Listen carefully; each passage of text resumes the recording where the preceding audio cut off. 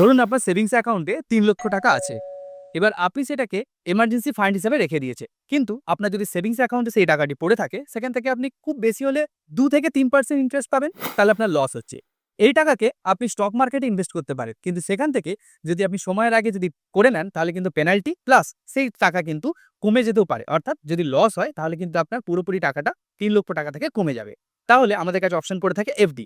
এবার যদি আপনি এফডি করেন, তাহলে এফডি থেকে আপনি ইন্টারেস্ট তো ৭% বা ৬% পাবেন। কিন্তু সেই এফডি আপনি যদি সময়ের আগে ম্যাচুরিটির আগে যদি ক্লোজ করাতে চান, তাহলে কিন্তু আপনি সেখান থেকে অনেক টাকা পেনাল্টি চার্জ পড়বে, যা কিন্তু আপনার লস হবে। সুতরাং সবচেয়ে সেফ অপশন হলো লিকুইড ফান্ড। আপনি যদি লিকুইড ফান্ডে ইনভেস্ট করেন আপনার এই ৩,০০,০০০ টাকা, তাহলে আপনি জমা করার ৭ দিন পর থেকেই আপনি তুলে নিতে পারেন, যেখানে কোনো পেনাল্টি চার্জ নেই এবং তার সঙ্গে সেখান থেকেও আপনি ৬-৭% ইন্টারেস্ট রেট পাবেন।